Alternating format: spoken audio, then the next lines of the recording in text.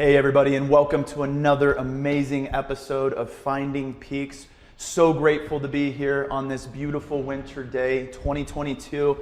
To my right, we have our trusty steed. I don't know why I always call you that. I don't know either. It just feels like a prize horse. Like you're always here and you're consistent. Jason Friesma, our Chief Clinical Officer.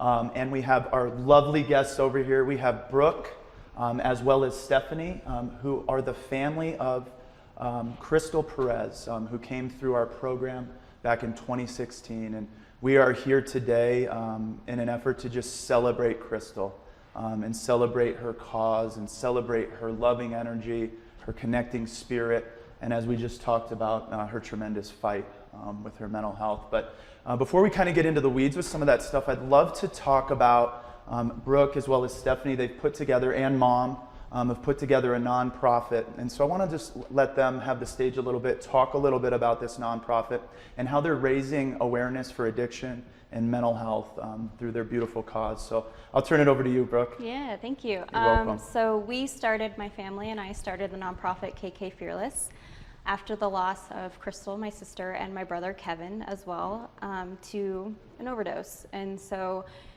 it's our way of honoring them, of keeping their legacy alive, and we hope to raise money and give to local rehabs all around Colorado to create a music room where their residents can use music as a tool to help them on their road to recovery.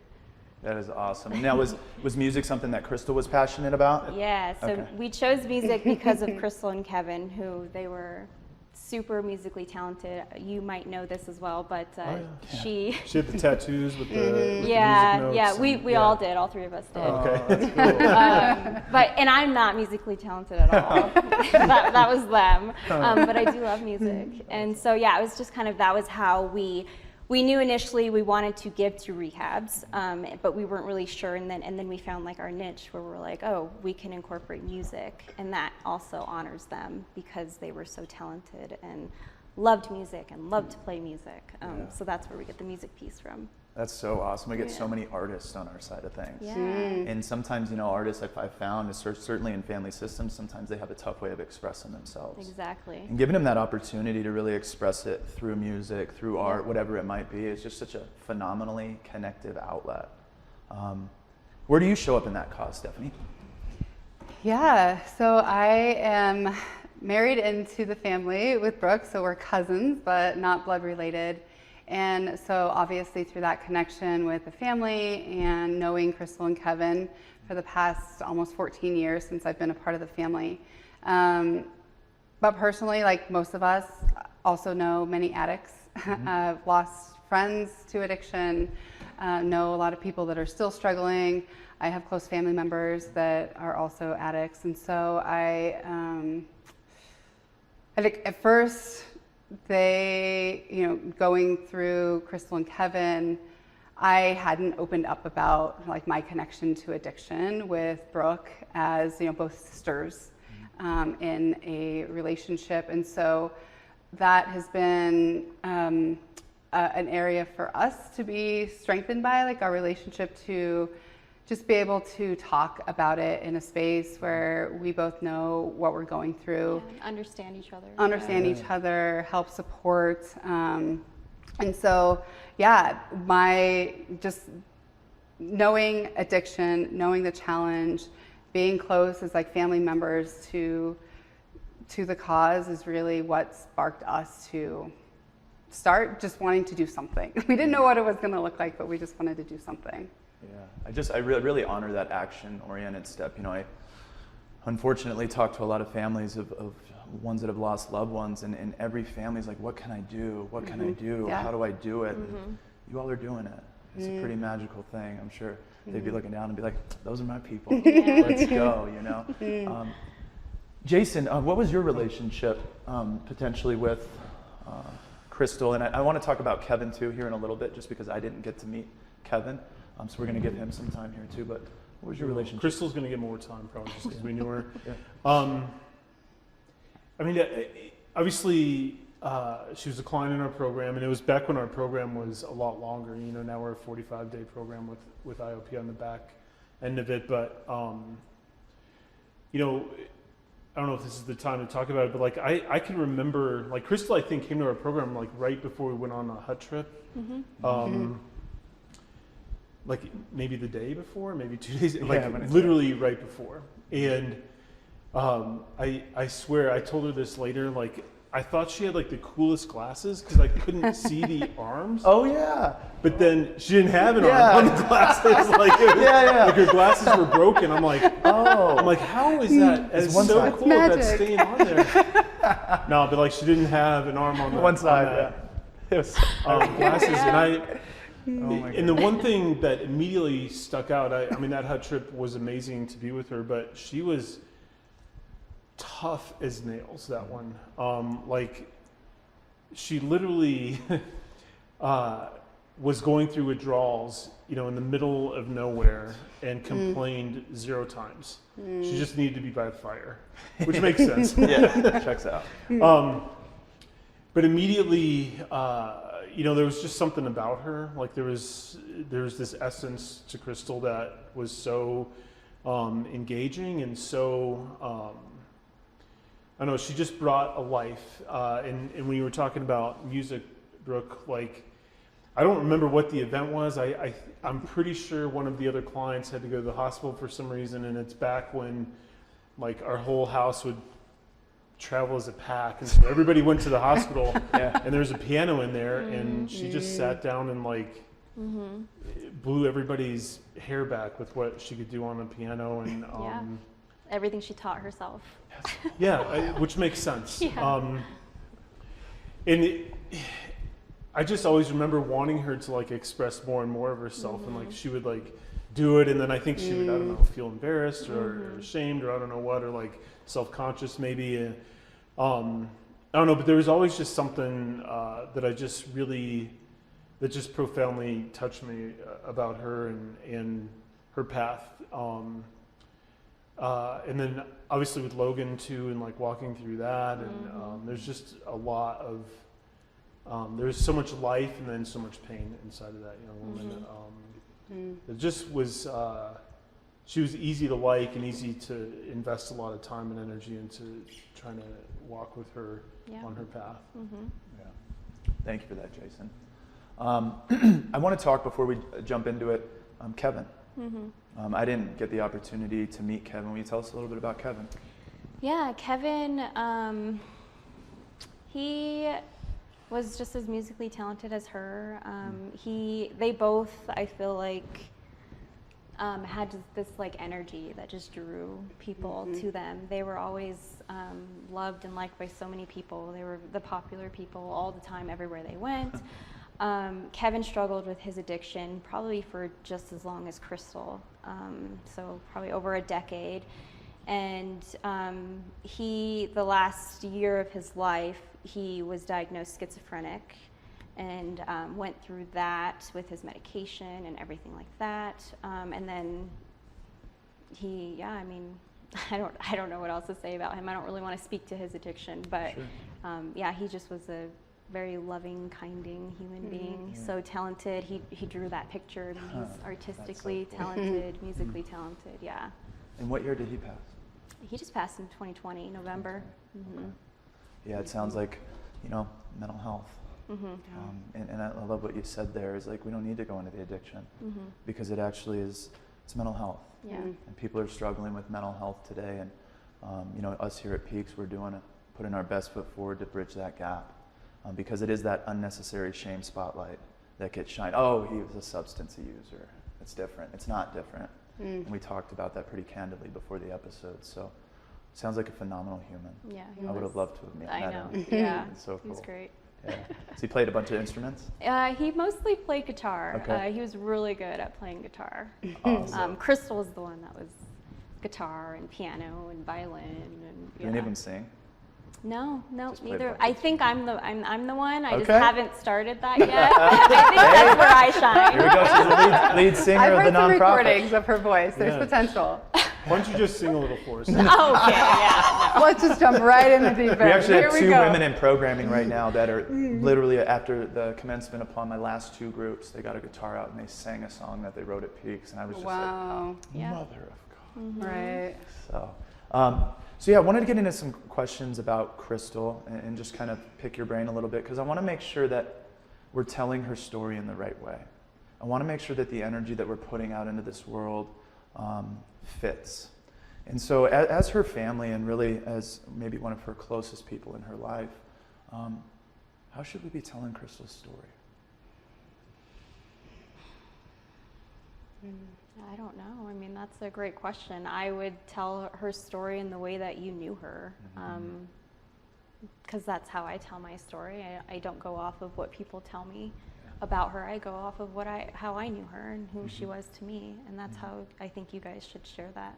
Because I love like meeting people who knew her and them telling me stories, and like you guys telling me stories about her hike and her sledding, and like that's your guys' stories that you have of her, and I hope you continue to share those, because that keeps her alive. And I'll continue to share everything that I know about her and the great memories I have of her. Yeah, that's really beautiful, and I appreciate you saying that.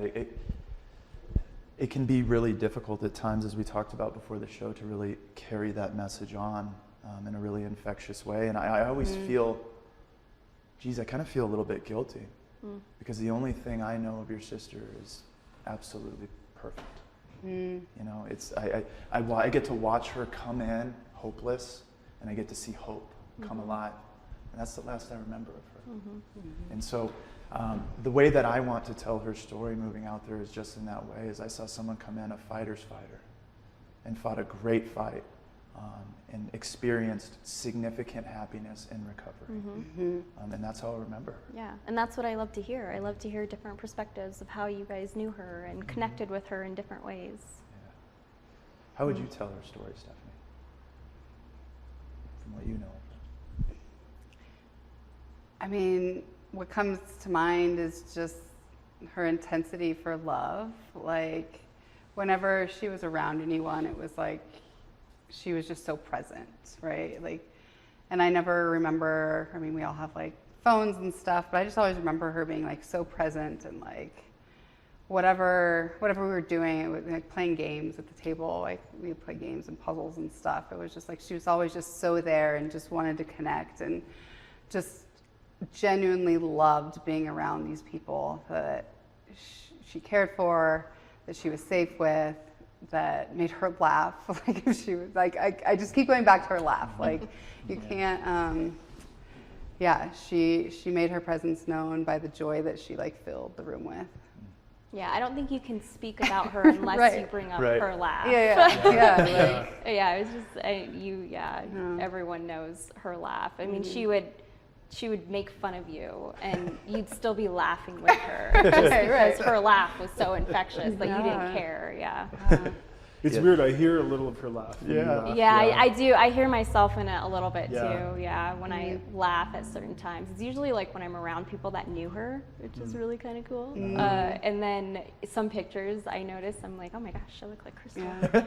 Well, your mom even talks about when you were growing up, like baby pictures and stuff. You were like the Couldn't same. tell Like people apart, didn't know, like, wait, which daughter is which? I was at the parking meter out there, and I saw you, and I was like, I got lit up with chills. I'm like, oh, Brooke. Yeah. Wow.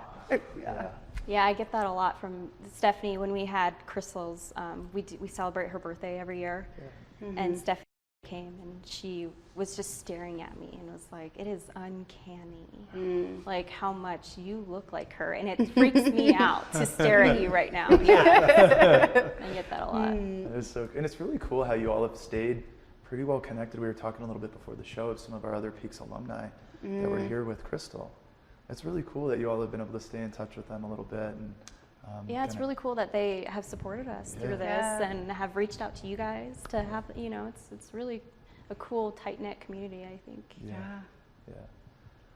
Jason, how about for you? I mean, what I know that Krystle positively impacted you in a number of ways. I mean, I train with Jason in the morning in the gym too, so we've been talking about this a lot leading up to this, and I just know she holds a special place in your heart, personally and professionally.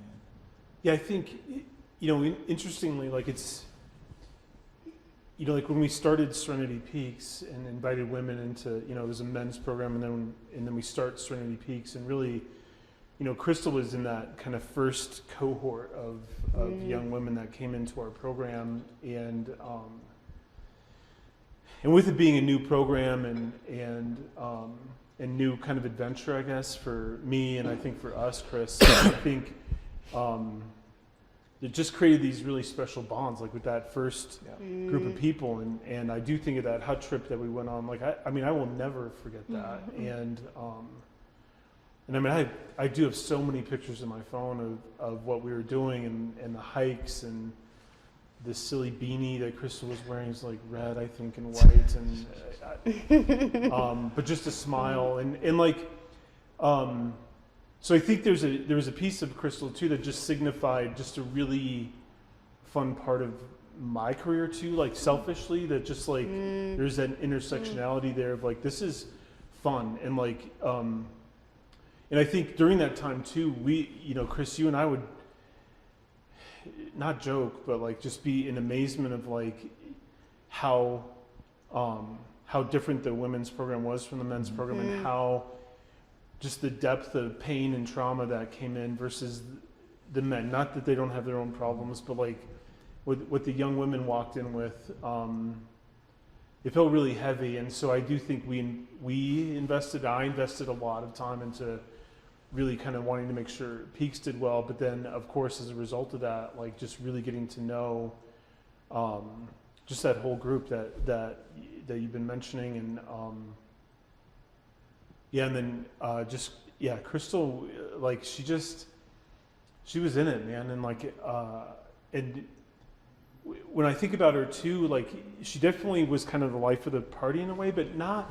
Like, I've been around people who are life of the party and they're really forcing it, or like it's about them. Yeah, it was just like and her, it was just, how it was her setting. And like she was just always in for, it was just always a yes, like we're going to play this game. Cool. Yes. Let's do that. Or we did a charades on that hut trip, and like we had just funny things of like riding in the van, or the best Chris Burns impersonation. Oh my God, yeah, like, that's great.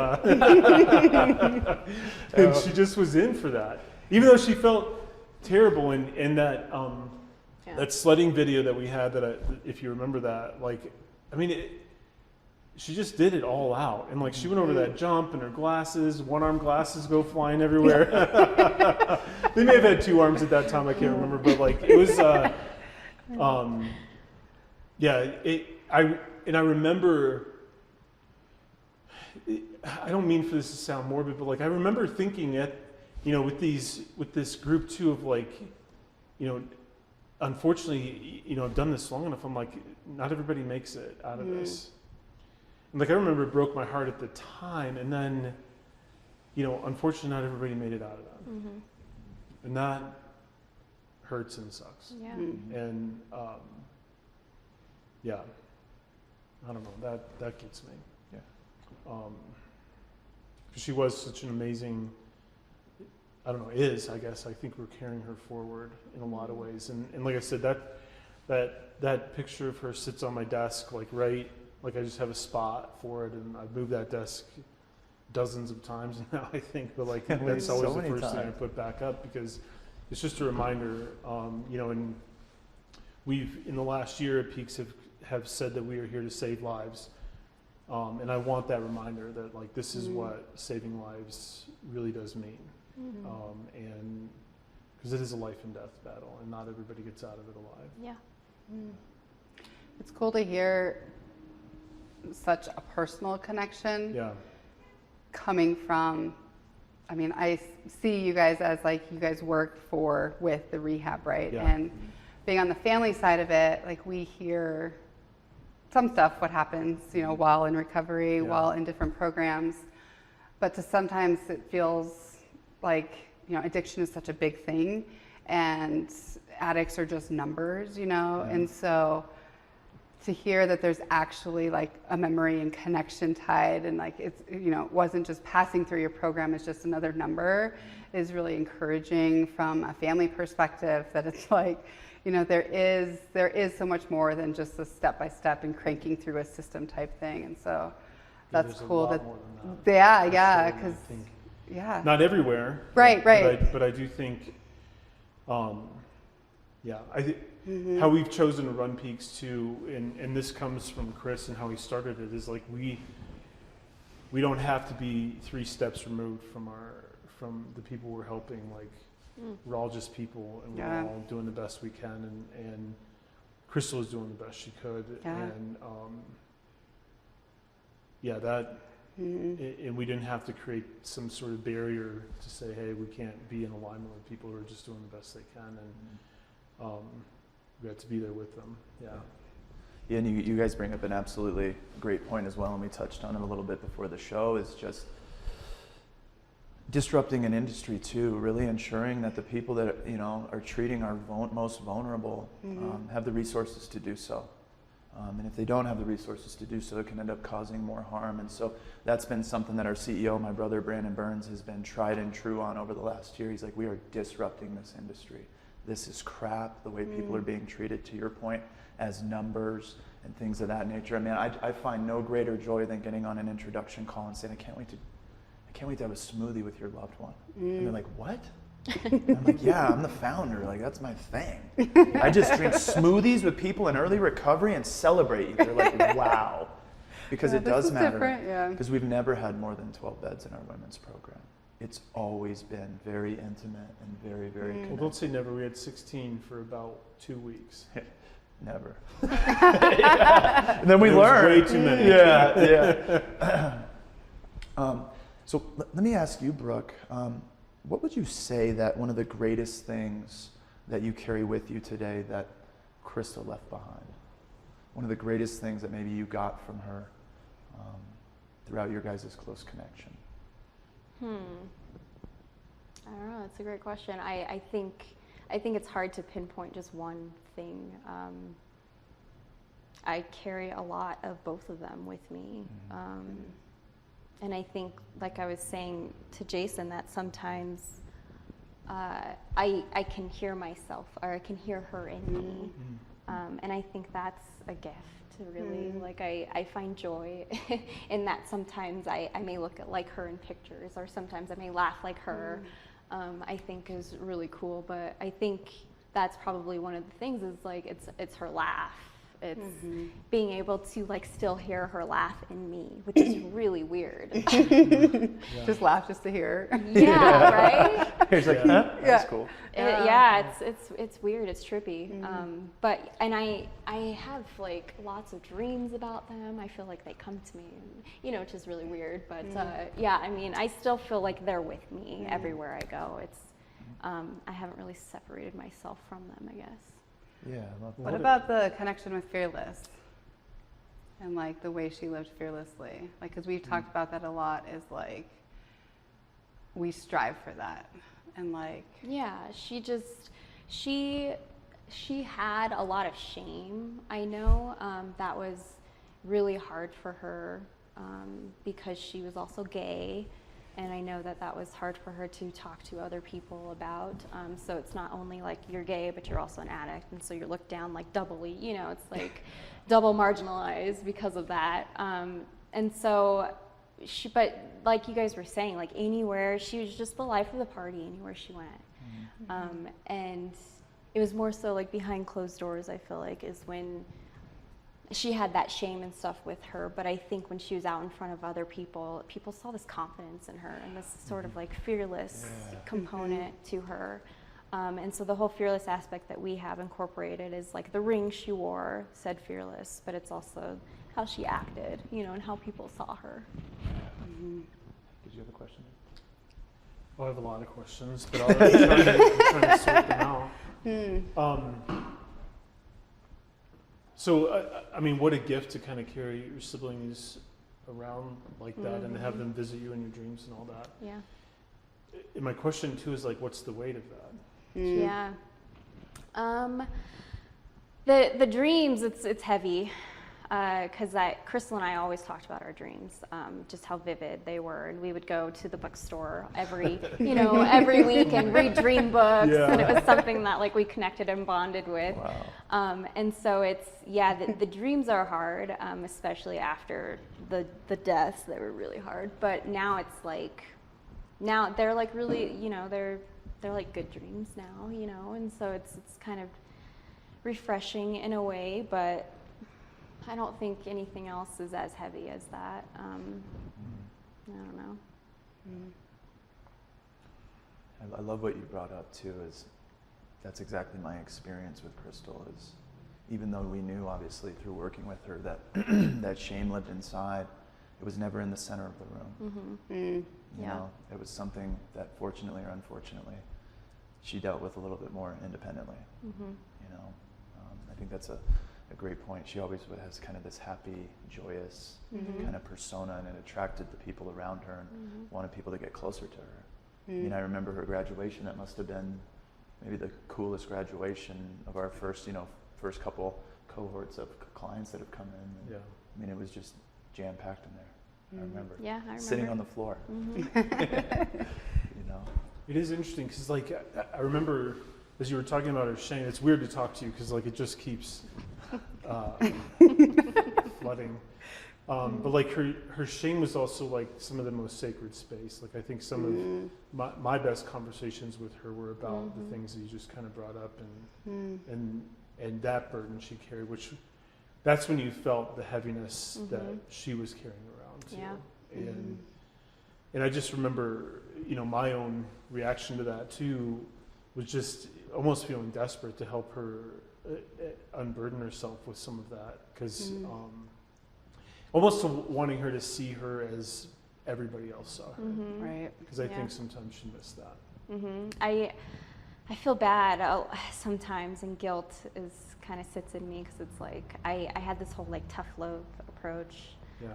And a lot of the times when she would tell me she didn't want to do something, she was self-conscious or she shame or whatever, and it was like, and I didn't understand. I was just like, what do you mean? Like, just who cares? Like, you're beautiful. Who cares what anyone else, you know? And it's just kind of like naive for me to even think or say that to someone who, you know, when I can't even relate to that, and I see now in retrospect. But yeah, it's unfortunate. Yeah. How could you have known though? I mean, I talk about it all the time. I'm a new dad.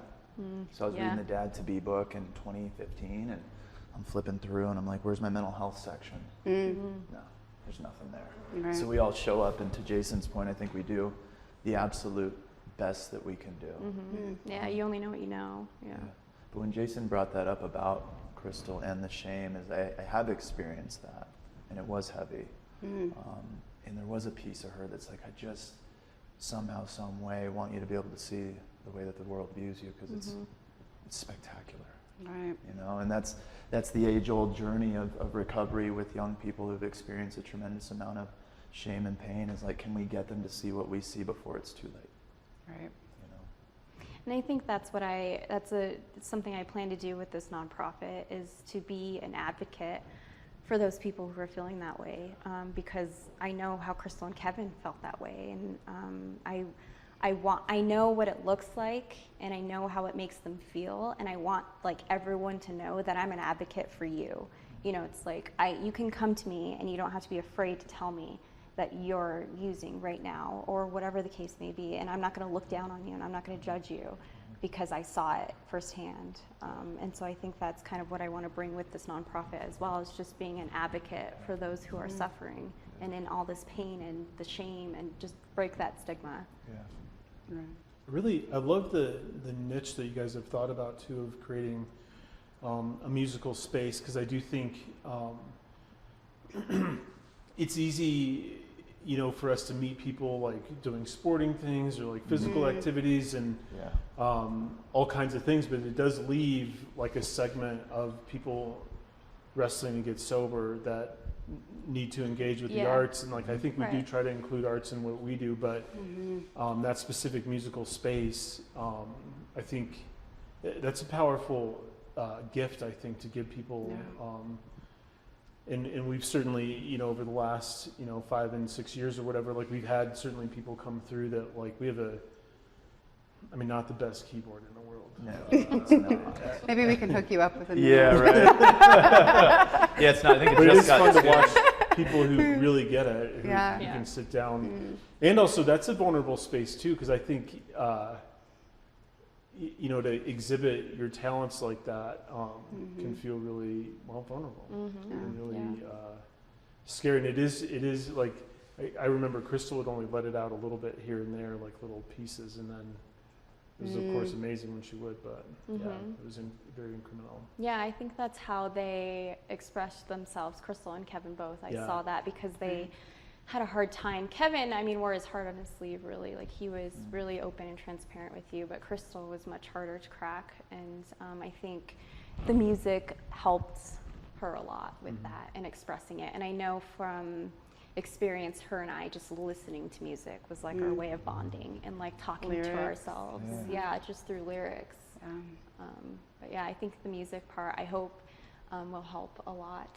But I'm really glad that we incorporated that into it for sure. Yeah, that's really, really cool. I love it. It just creates vulnerability. I don't know what it is about music. It's just like, man, I'm going to sink into that. Right. You know, I can remember being a new professional, and I was the music therapist, and I have no idea how I got that. Must have been You were a music must have been an therapist? under-resourced program. Oh, interesting. Yeah. So they were like, "You're doing music therapy." I'm like, "Done, man. I like music and I like therapy, so let's put them together." But I remember sitting in there, and I had no idea what I was doing. I just had a big heart to help people. But I remember there was this guy in there who passed away. It was one of my friends. His name was Yaya, and he would never talk in group, but he'd say, "Hey, can I play a song?" And he would just belt, and you moved to tears because he would just, you could feel everything he's trying to express in that one song. Yeah. And you're just like, oh, just so moving. And so I love what you're doing. And I think that longer term, we'd love to get a music program going here at Peaks. I think it'd be exceptional. Because there's nothing greater than sitting around and just watching these amazingly giftedly talented people in recovery jam out. It's like the coolest thing ever. Well, we experienced just a small bit of it at our first drop-off. And so we've, you know, from raising money to getting instruments to dropping off at Recovery Center, just pulling up, we hear all this music happening, you know, like they're already playing and tinkering. And it was like, they've had the instruments for 30 minutes and they're like already creating songs together. And it was just like this like organic thing that it was just by the instruments being there, like something was happening, right? Like nothing that we did, like it was just the music was there and then they just like lit up and we just sat there and watched them just jam out and just organically just like play together. They've implemented a music theory program into their rehab, and so if you didn't know music before, here's an opportunity to learn music, and now we have the instruments to do it. And they have a church band now. Brooke went to go listen to the church band, so they now have a band in their weekly sessions. And so that was a really good experience to go see them and do that. And people after the session would come up to me and like thank me. Was so powerful, and just like, you have no idea how much this has helped me. And like, I've never played an instrument before, and I picked up the bass and love it, and it's helped me so much in this recovery. And he'd only been there for a few weeks, and so that was really powerful. It was really cool to hear that. You can feel that in that video too. And just hearing the you know, some of the guys that got on there and just said simply what this is doing for him, you're just like, wow. Like, we hadn't known them for more than 30 minutes and they're bringing up their past with their, you know, trauma with their parents and like all this stuff. And it's just like holding this guitar in your hand for 10 minutes and suddenly you're just feeling free. That vulnerable space we talked about, right? Like, I now trust you to have this conversation, and this is opening up so much for me to be able to talk. And we have grand plans about the future of opening a storefront space, a physical space that can be sort of like this drop-in jam session that is like a space to just like, you know, you don't need to have a guitar, but you can come and play ours, or private rooms where you know, there are a handful of people that want to just start maybe creating a band or just like have something to do, you know, like you mentioned sports, there's, you know, 24/7, you know, recovery, like gym workout spaces. And like, you know what, if you want an art space to come and just do the art thing and tap into that side of you, but you don't have a space to do it, that's sort of the grand money, vision. Or the money, right? Like, just come hang out with like-minded people, and we'll have a stage. If you want to put on a show, like, let's put on a show. Like, we'll give you an audience. And so that's the grand plan, is to create a community. And we know there's so many aspects, you know, recovery isn't just one thing. But if this could be the one thing that helps, you know, that healthy outlet, that coping mechanism, that one thing that like you can lean on and gets you to the next step, whatever that looks like, that's, you know, worth it in itself for, you know, and that is like, you know, Krystle and Kevin will live on through each one of those moments. So. That is a really cool thing. Actually, Phoenix Multisport does it for sports, right? It's exactly, like all you got is 24 hours sober, you come in, come on, come off. And it's a we've talked to beautiful them. thing. Yeah. And you bring up a great point, and we're going to wrap up here shortly, but touching our passion every day. And a lot of our artists, too. I had a female in our women's program who just graduated. She's on iTunes. I mean, so gifted. And I sat down there and I said, that was the most amazing song I've ever heard played in front of me. And she goes, yeah, my mom told me I had to do something a bit more reasonable. And I'm like, oh, right? And so what I think our artists are told, or at least they're led to believe throughout their lives, that's when you want to get serious, come over here. You know, and so that I think they tell themselves a narrative like, I can't do this, I can't be. And I'm pushing the energy today that says we should touch our passion every day. If you're an artist, we paint. If you're a singer, we sing. If you play guitar, we play guitar. Because no matter what we do in this world in the name of recovery, we'll be fulfilled. So I love that cause. I've loved having you all on here. I want to talk about something really quick that I'd like to do for you and your family, and most certainly in Krystle's name. I don't know if I told you, but we're getting ready to build a 13,000 square foot state-of-the-art treatment program right up here in North Colorado Springs. Wow. We have the real estate. We've been fighting for it for the last 2 years, annexing it, rezoning it. And so, congratulations. Thank you. We are breaking ground this month. Wow. And our treatment team would like to dedicate a portion of that building to Krystle and this cause. Wow. A corner, we want to call it Krystle's Corner, in an area where people can go and they can play music. Oh man, and that's amazing. We can carry on Krystle's name forever. Wow. Yeah. That's so amazing. Thank you. You're welcome. You're welcome. Give me a hug. Thank you. And I am hopeful that starts coming. I'm hopeful that starts the ball rolling for our music therapy program that we'd love to start. Well, you're a music therapist, so. Yeah, so I'm going to be heading up the charge. I'm going to be the cheerleader. But I am just, as I told you before the show, we've been thinking about ways, how do we let these beautiful faces live on? And Krystle's face is going to live on in Peaks Recovery forever. And we'll go on and tell her story. And we'd also like for you all to come out each year and talk to our team and talk to our clients about how much this matters to you. So we're going to let that beautiful face live on. Certainly on our side of things. And it is our promise and our commitment to you all that we'll continue to disrupt this industry and continue to have the personal touches in our program that connect people to things that really matter. So that is our commitment. Thank you. Thank you all so much for coming on. It's been so nice having you on. Thank you for driving down in this horrible weather. And thank you, Jason, for accompanying me on this show. It's been really special to connect with you all. And yeah, I'm really grateful. It was actually fun to sit and talk to her and talk about her and talk to you guys. Yeah, it was great. Yeah. Well, it just reaffirms,